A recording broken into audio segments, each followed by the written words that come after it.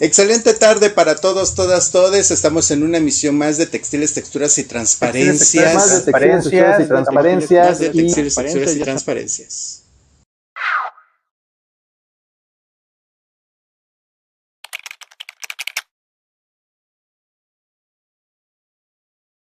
Nosotras las mujeres también somos territorio.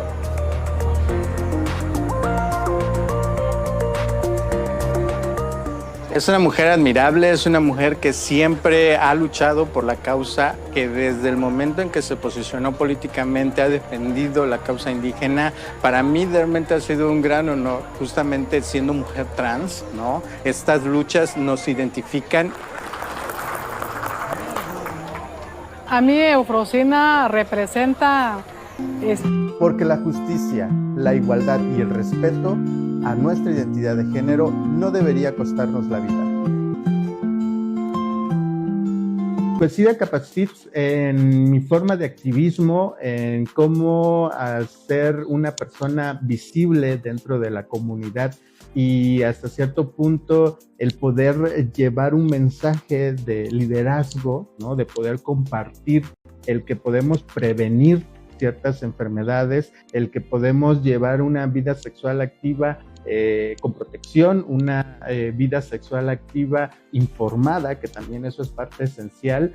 Pues SIDA ha sido pues influencia total de todo lo que ha sido en esta visión, ¿no? De poder compartir con las demás personas de la diversidad sexual importante, sobre todo Oaxaca siendo pluricultural y teniendo pues todas estas vertientes que también atraen mucho al turismo, pues obviamente es importante que las personas de la diversidad sexual sepamos, ¿no? Qué podemos hacer en un momento determinado, cómo podemos actuar para con ciertas contingencias de salud que de pronto se presentan y cómo actuar, ¿no? De una forma responsable hacia lo que nosotros queremos y nosotras y nosotres queremos dar a conocer hacia las demás personas. Pues SIDA definitivamente ha sido pues prácticamente impulso para que podamos posicionarnos dentro de todo este activismo.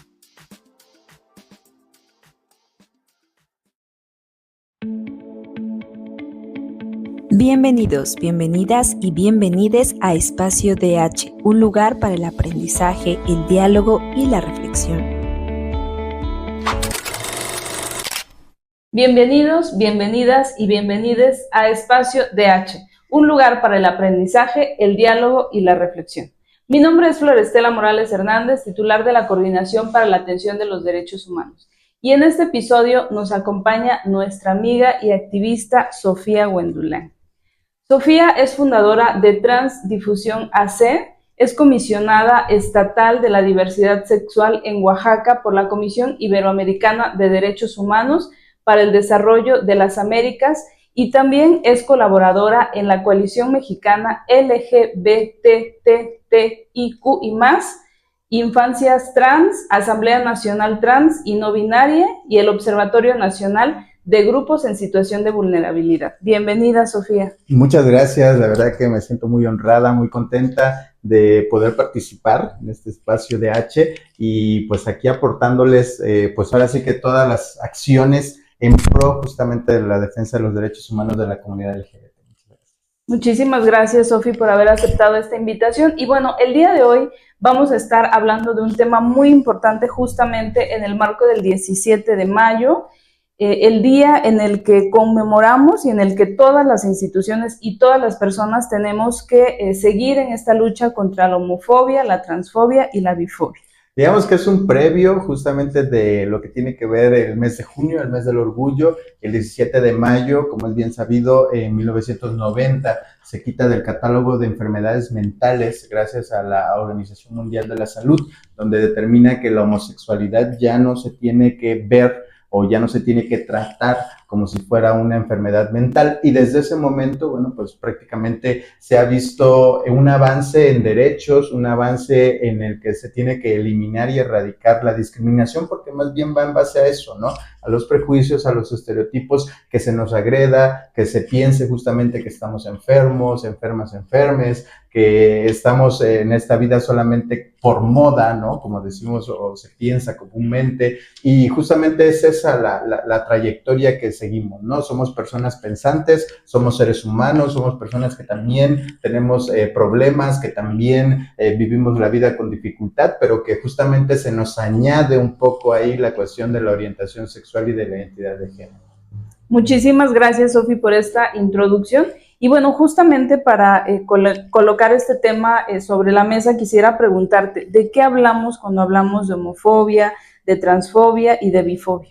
Es el rechazo que existe de pronto cuando las personas se ven un tanto desconocidas, ¿no? Un tanto ignorantes de lo que tiene que ver con ser una persona de la diversidad sexual. De pronto hay muchos prejuicios, ya lo comentaba. Por ejemplo, hay personas que de pronto no nos gusta el fútbol y se piensa que por no gustarnos el fútbol somos personas afeminadas, ¿no? Y yo creo que eso es justamente la base o el ejemplo más claro que puede existir en cuestión de homofobia, ¿no? Se piensa que cuando la persona es afeminada, entonces ya es gay, ya es homosexual, ya tiene ahí tendencias que son como extrañas, y entonces hay que reeducar o hay que educar, hay que darle un aprendizaje hacia lo que es el ser macho, el ser hombre, a esta persona gay o a esta infancia que también se da muy a menudo, y entonces empiezan las agresiones, empiezan las violencias, empiezan las dificultades, los traumas, por qué no decirlo, porque al final de cuentas se ve manifestado también en esta situación, y es donde estos actos discriminatorios relegan a la persona, la hacen menos, la hacen sentir que no tiene un valor, y entonces pues viene todo, ahora sí que el andamiaje que de pronto se ve en las personas, que parece que de pronto dicen, es que se hace la víctima, es que todo le cae mal y todo lo sufre. No, es una cuestión estructural en el cual el machismo, la misoginia se ve también involucrada en este tipo de situaciones, y lo que determina de pronto estos actos discriminatorios hacia las personas de la comunidad. Mencionas algo muy importante que justamente tiene que ver con los estereotipos de género, lo que desde muy niñas y muy niños nos han dicho que es ser mujer y ser hombre, ¿no? Que a partir justamente de estos prejuicios, de estas ideas, ¿no? En el que incluso cuando nace la niña o el niño se les dice al papá o a la mamá de qué color pintar la habitación. Cosas que parecieran tan simples como esa empiezan a marcar justamente pues toda esta idea que se tiene de cómo te tendrías que comportar si eres hombre o si eres mujer, ¿no? Yo tenía ya 10 años, y hablo de manera personal porque así lo viví, y cuando una pareja que iba a tener a su bebé decide utilizar el color amarillo como neutro, ¿no? De no definir o no querían saber cuál era el sexo de niña o niño de su bebé, para mí fue como un respiro, y de verdad que pareciera algo tan simple, tan común, ¿no? Pero dices, bueno, ok, este niño no va a tener como la dificultad de definirse o de decir, mamá, yo soy hombrecito, aunque esté todo enfocado hacia lo femenino, hacia lo rosa, o yo soy niña, y de pronto le quieran imponer el azul, ¿no? O las cosas masculinas. Cuando vi este tipo de acciones, yo desde ahí detecté que también había algo en mí, ¿no? Como que había una situación ahí que tenía yo que manejar, que visibilizar, que impulsar, que era justamente los colores neutros, porque las personas que somos de la diversidad sexual desde muy pequeñas sabemos quiénes somos, sabemos hacia dónde vamos. Que de pronto no hay los conceptos, no hay los términos, no somos científicos, digo, nadie nace sabiendo, pero al final eso también, en cierta forma, nos va definiendo en la personalidad. Yo creo que por eso también soy una persona muy aguerrida.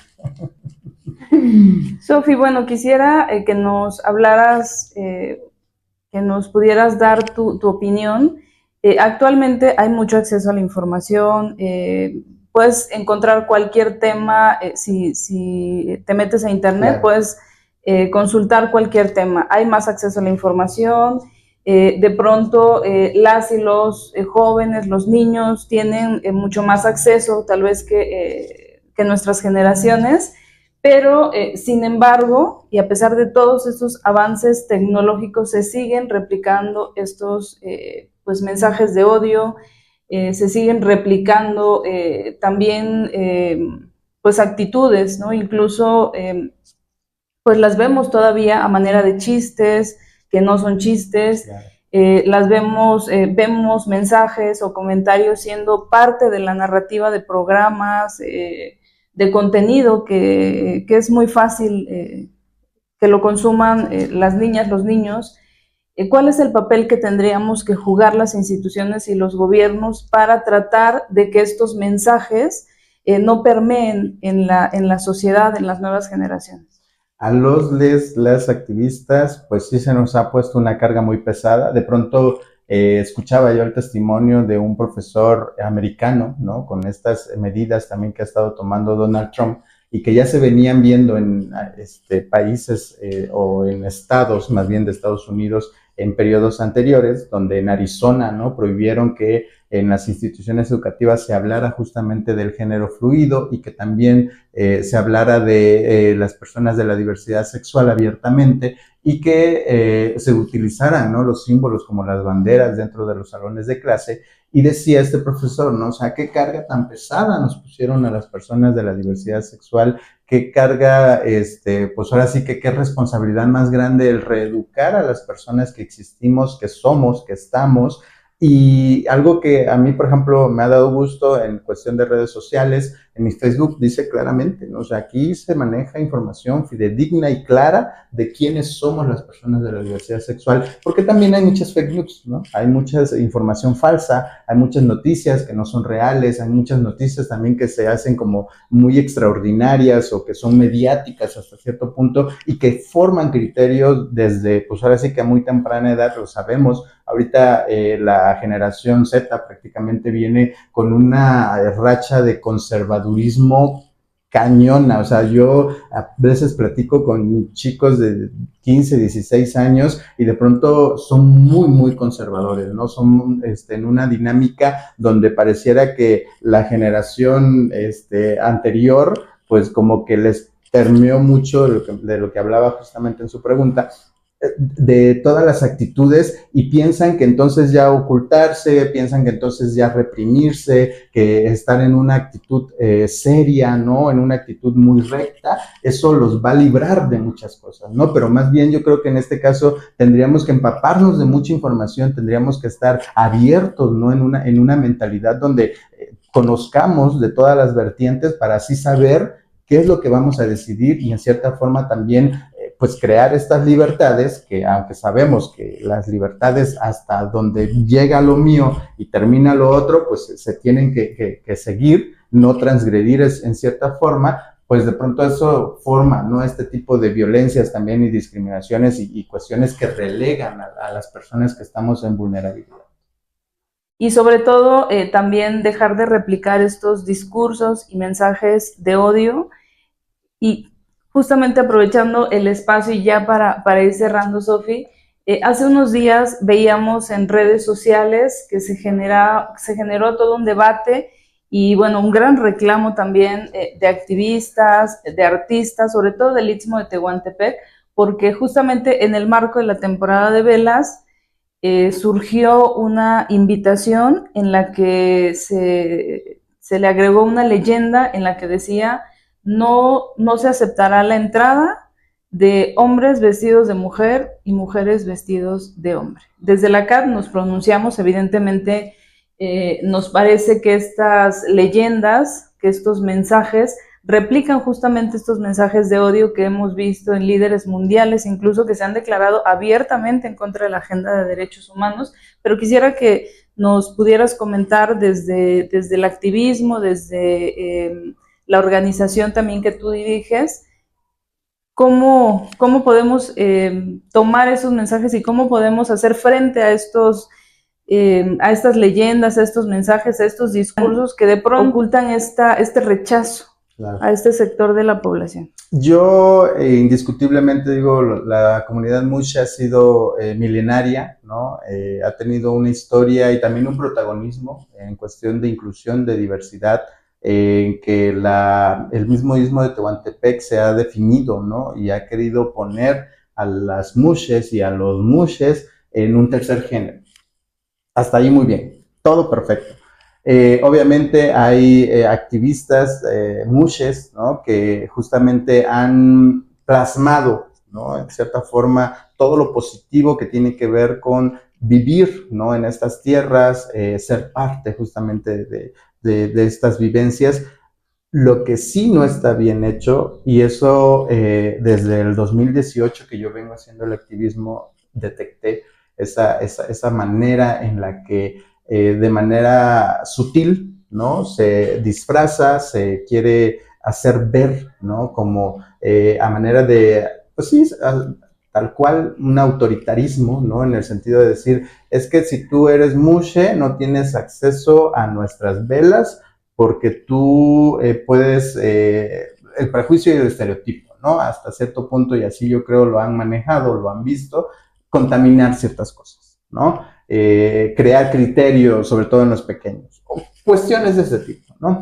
Yo lo vi desde el momento en que los baños, ¿no? No te dan el acceso al baño de mujeres, sino te dan el acceso, cuando asistes a este tipo de velas o de festividades, te dan el acceso como mushe a los baños de los caballeros, ¿no? Y eso definitivamente, pues desde ahí viene un acto de discriminación pleno y certero, porque si la mujer ya está en una identidad y está con atuendo y se vive como mujer y tiene actividades como mujer, pues se le tiene que respetar justamente ese rol.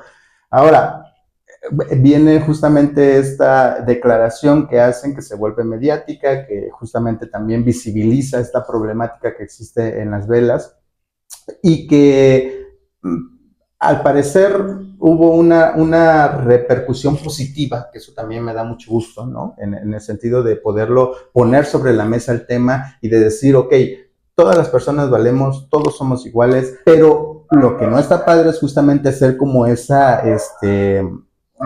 división, ¿no? Porque es como hacer algo manejable la situación, más manejable, pero no llegar a ese punto de que justamente en redes sociales busca y crea estos discursos de odio, crea esta exclusión, y que me da mucho gusto que el CAT se haya podido manifestar y haya hecho esta exposición de motivos en cuestión de que sí, puede ser una festividad, pero lo que estás haciendo es discriminatorio hacia una persona. Y algo en lo que también hemos insistido mucho es que la cultura, las tradiciones no tienen que ser el pretexto para discriminar o para violar derechos humanos. Entonces, pues sin duda alguna un tema muy interesante que da para mucha reflexión. Pero bueno, ya para finalizar quisiera agradecerte en nombre de las y los compañeros de la Coordinación para la Atención de los Derechos Humanos que hayas aceptado esta breve charla, que puedas compartir desde tu experiencia, desde el activismo, claro, y sobre todo también que puedas enseñarnos, ¿no? Porque nunca terminamos de aprender, y justamente en este día, 17 de mayo, Día Internacional contra la Homofobia, Transfobia y Bifobia, es necesario abrir estos espacios, reflexionar y bueno, también de alguna manera generar estos mensajes, dejar estos mensajes de reflexión para las nuevas juventudes y bueno, también para las generaciones venideras, ¿no? Exactamente. Todas las infancias que también en cierta forma pues están en este andamiaje, y que sabemos que los padres de familia tienen y deben tener una gran responsabilidad, pero también en ese sentido, no ser tan cuadrados o tan tajantes, tan directos, sino más bien ir como viendo qué es lo que está sucediendo con cada una de estos infantes, y justamente pues crear, ¿no? Estos espacios más bien de protección a la persona y de darle una formación adecuada, ¿no? Sí, muchísimas gracias, Sofi, y bueno, esperemos que no sea ni la primera ni la última vez en la que nos visitas. Encantadas de que estés aquí con nosotras compartiendo este espacio, que es nuestro segundo programa, además, te contaba hace un momento, claro, ya un poco más íntimo en el espacio de la coordinación. Excelente. Muchísimas gracias, Sofi, eres siempre bienvenida en este espacio. Te abrazamos y reconocemos el trabajo que haces, el activismo, y sobre todo este empeño que le pones a todas las actividades que llevas a cabo. Muchísimas gracias. Gracias también por impulsarnos a las instituciones a generar cambios y a no quedarnos pasivos y pasivas. Muchísimas gracias a todas las personas que nos acompañaron a través de las redes sociales. Nos vemos y nos escuchamos en nuestro próximo episodio, Espacio DH. He sido parte del semillero y me voy a permitir leer sus semblanzas para poder arrancar este día de actividad. Y bueno, nos acompaña por aquí nuestra compañera Sofía Fernanda Juárez Guendulain. Ella es defensora de derechos humanos y activista trans. Se desempeña como presidenta de Transdifusión, asociación civil, y es comisionada estatal de diversidad sexual de la Comisión Iberoamericana de Derechos Humanos para el Desarrollo de las Américas, capítulo Oaxaca. Su trayectoria se ha centrado en la promoción de la igualdad sustantiva, la no discriminación, el acceso efectivo a la justicia, con un enfoque interseccional de género y derechos humanos. Actualmente es conductora de un podcast llamado Textiles, Texturas y Transparencia. También es voluntaria en la comedora comunitaria Comamos Todos. Bienvenida, Sofía. Un aplauso para la compañera Sofía. Y bueno, sin más, vamos a dar inicio a nuestro panel titulado Voces de las Comunidades Mujeres Participantes. La dinámica de este panel es que vamos a lanzar algunas preguntas que las panelistas van a ir respondiendo y vamos a tener 3 minutos de intervención, así que vamos a pedir que podamos acotar un poquito.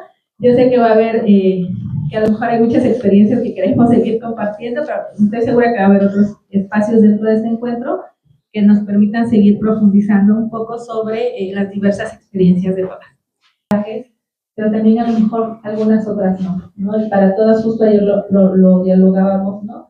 El ejercicio de nuestra participación en cada comunidad es diferente y con ello conlleva otras diversas experiencias, ¿no? Entonces aquí ahorita las compañeras nos han compartido hasta el momento parte de eso y también de los retos, ¿no? A los que se han enfrentado. Y en ese sentido también me gustaría invitar a las otras compañeras como a que nos compartan como a partir de estas experiencias, ¿no? De vida, de cómo han ejercido su participación política, también qué herramientas, qué aprendizajes, qué les gustaría también compartir con las demás compañeras sobre cómo han hecho frente, ¿no? También a su experiencia, cómo ha sido esa vivencia y cómo han caminado, ¿no?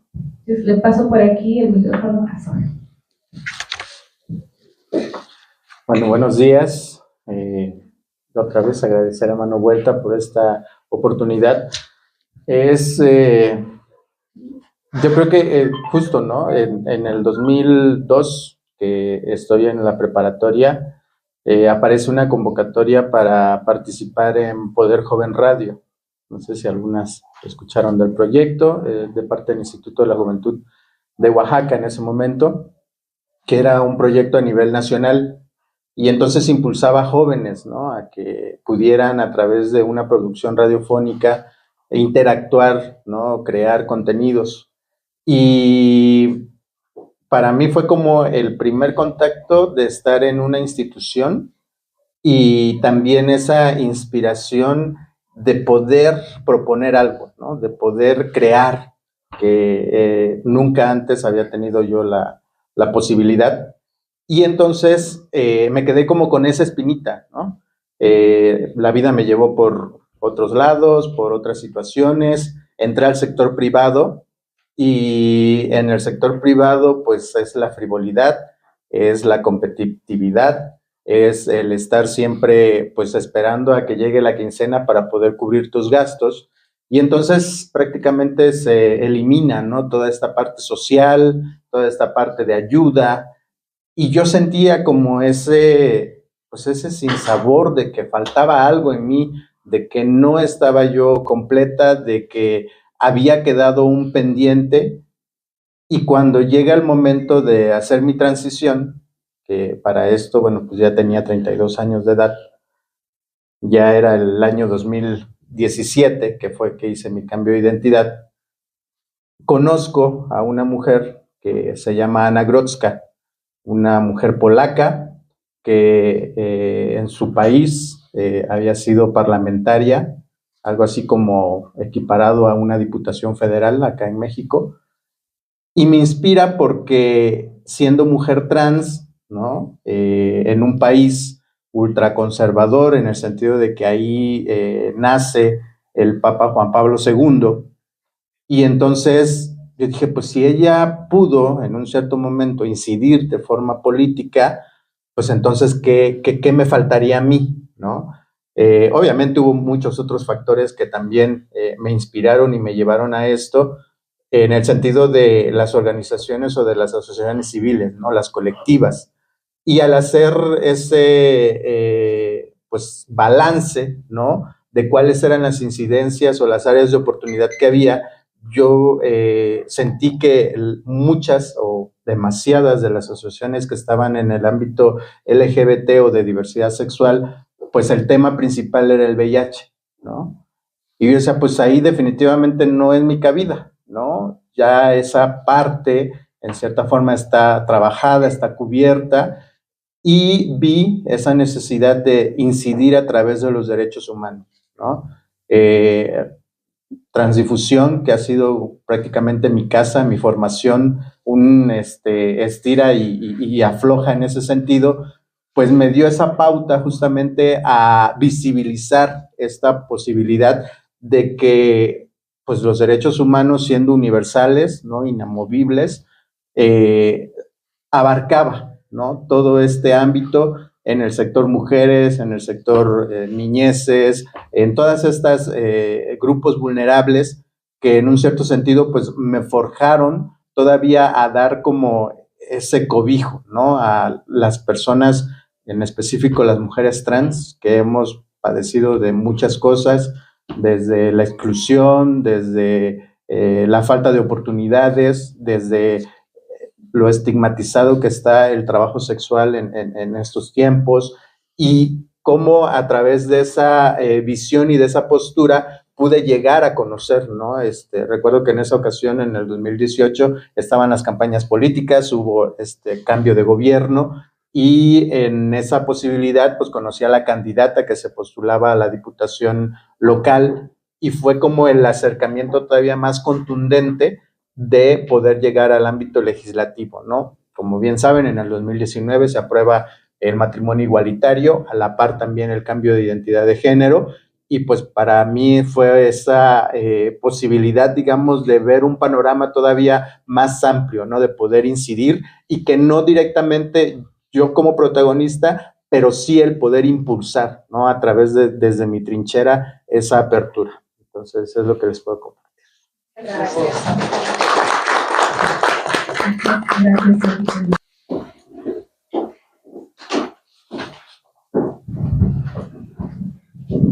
Buenos días.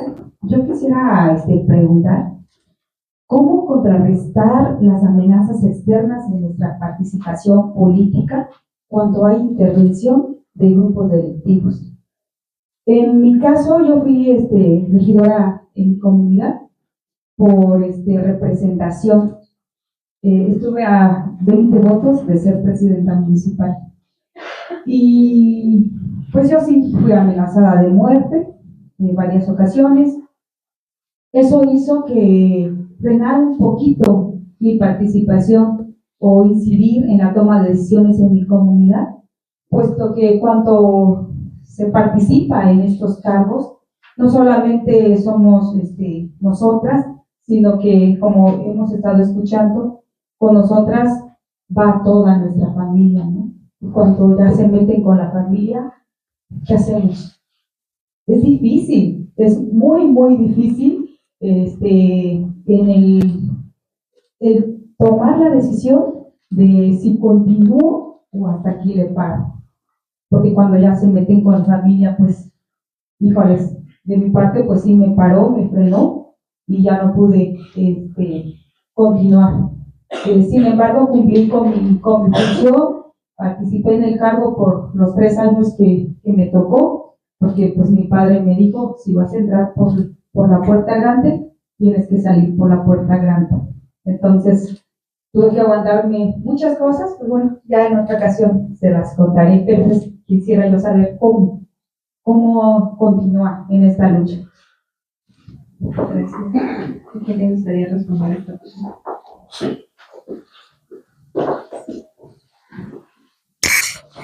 Muy, muy interesante la pregunta, sobre todo siendo mujeres, ¿no? Y estando en vulnerabilidad constante. De pronto no sabemos, perdónenme la expresión, pero de dónde nos va a caer el chingadazo. Y en esa dinámica lo viví, ya en privado les contaré la situación, no puedo hacerlo de manera pública, pero sí fui perseguida política, fui amedrentada, fui hasta cierto punto pues discriminada, ¿no? Que ese es el término. Pero algo que a mí me ayudó mucho es contar con una red de apoyo. El hecho de tener el contacto vivo con compañeras, ¿no? Tenemos ahí grupos de WhatsApp donde están compañeras desde el más alto renombre hasta la compañera que dice que es apolítica, partidista y no le interesa esto, y con todas ellas tener una comunicación activa, ¿no? O sea, dónde estoy, qué estoy haciendo, cuáles son mis actividades, obviamente bajo reserva, ¿no? En un cierto momento, ¿no? De situaciones críticas tal vez, ¿no? Ya más cercano, pues lo que comentan las compañeras, ¿no? Las parejas también son importantes. Yo llevo una relación de 4 años, también basada en mucha confianza y justo, ¿no? También tener ese respaldo. Las redes sociales, ahorita las redes sociales yo creo que son una herramienta básica, ¿no? En el sentido de poder exponer, ¿no? Hasta cierto punto también ciertos límites, pero sí son una herramienta que te ayuda, ¿no? En cierta forma a quitar ciertos estigmas. Ahorita algo que me dio, pues, debo decirlo, mucho coraje es, por ejemplo, el ver, ¿no? Cómo el gobierno ha transgiversado algunas trayectorias de algunas compañeras, ¿no? Que han sufrido violencia, que han sido desaparecidas, y yo creo que justo el poder estar expuestas en redes sociales cambia esos paradigmas, ¿no? O sea, dicen, no, pues sí, es una activista, está en pro de los derechos humanos, con quiénes se relaciona, cuáles son sus actividades. Bueno, pues ya así como que se la piensan 2 veces, ¿no? En una situación de riesgo. Tener aliados, aliades es también indispensable. Tengo amigos abogados, tengo amigos arquitectos, gente también que me respalda en un cierto momento y que han conocido mi trayectoria, ¿no? Yo recuerdo en algún momento en la defensoría, con esta problemática que les digo en privado, se los cuento más a detalle, pero que sí los argumentos que daba la contraparte en la Defensoría de Derechos Humanos es que yo era una persona mentirosa, ¿no? Y de pronto la gente, pues, ¿de dónde? O sea, conoce mi trayectoria, conoce mis dichos, mis saberes y saben que soy una persona, yo creo que la más transparente en este planeta en todos los aspectos. Entonces era muy obvio que quienes estaban mintiendo eran la otra parte, ¿no? Y que en cierta forma eso también a mí me ayudó a darme un respaldo muy importante y poder empoderarme y darle frente, ¿no? A esa problemática como tal. Muy bien. Así es, Jess. Gracias, Jay Fernández, por... Al contrario, gracias a ustedes por escucharme. Retomo alguna de las, justo de lo que menciona, ¿no? Como esto, cómo se entreteje justamente para desvalorizar, ¿no? A todas las minorías, como lo es el Frente Nacional por la Familia, esta infiltración de una mujer cisgénero, terfa mexicana, como lo es Laura Leucona, ¿no? Justo en contra de este borrado de las mujeres y también atacar de manera frontal a las mujeres trans, pues se forma, ¿no? Un criterio erróneo, errático de lo que es justamente estos movimientos feministas que en cierta forma excluyen, ¿no? A las mujeres, a estas feminidades que son diversas y que avasalla también pues otras minorías del feministlán, y justo también esta parte de la paz y la libertad pro-palestina, que al final también es una lucha que se ha venido confabulando a través del poder y que ha querido, ¿no? En cierta forma, invisibilizar problemáticas, necesidades primarias que tenemos todas las mujeres y cómo el patriarcado ha tenido esa injerencia en justamente querer, pues, manifestar su poder a través de ello. Pero así como lo menciona Jazz, al final justamente tendremos esta sesión de preguntas y respuestas de nuestras asistentes, a quienes debo agradecer, nuestros asistentes, justamente por la atención a Jay Fernández y su ponencia. Pero también es momento de presentar a nuestra segunda ponente en este marco del 8M, el Día Internacional de la Mujer, y que seguramente tiene mucho que aportar justamente en esta tarde para ese posicionamiento que queremos justamente en la inclusión a todas las mujeres, sin excepción alguna, ¿no? Y es justamente el poder conocer a esta mujer, que es Ivana Tovar, la cual es históricamente la primera mujer transexual en titularse de la Universidad de Guanajuato en la licenciatura de Artes Escénicas. Hola, Sofía. Hola, ¿qué tal? ¿Cómo estás? Bien, bien, bien. ¿Por qué te extrañamos?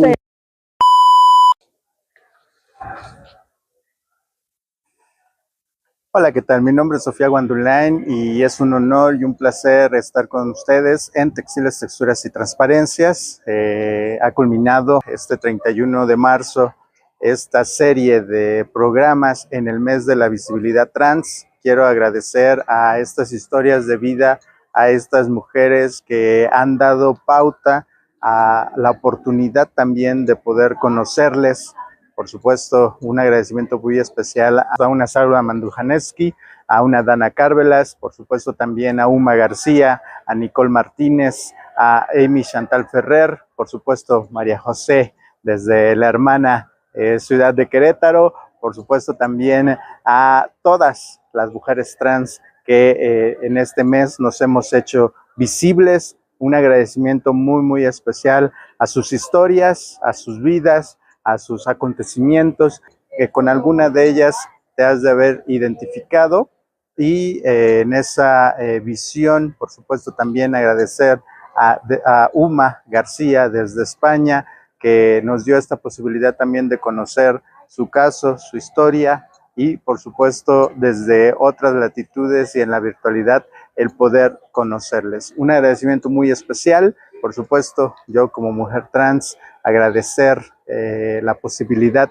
de que a través de los seguidores, las seguidoras, a través de todas las personas que están dando views a cada uno de los videos y los contenidos que tenemos, es un honor siempre, y por supuesto hacerles ese llamado de justicia, de dignidad, de respeto hacia la comunidad trans. Desde Textiles, Texturas y Transparencias, su amiga Sofía Guandulain les da un agradecimiento muy, muy especial a todas y cada una de ustedes que pudieron compartir estas historias de vida con nosotras. Y en este mes de marzo, por supuesto en este 31 de marzo, que es el Día de la Visibilidad Trans, hacerles el exhorto a todas las personas que merecemos un respeto invaluable, que somos seres humanos y como tal necesitamos que haya esa convivencia ardua, y que también agradecer a todos, a todas, a todes, seguidores de Transdifusión Comunica por esta posibilidad. Y el próximo año estaremos, por supuesto, dando este posicionamiento a estas vidas, a estas historias de mujeres trans que hacen la diferencia. Muchas, muchas gracias.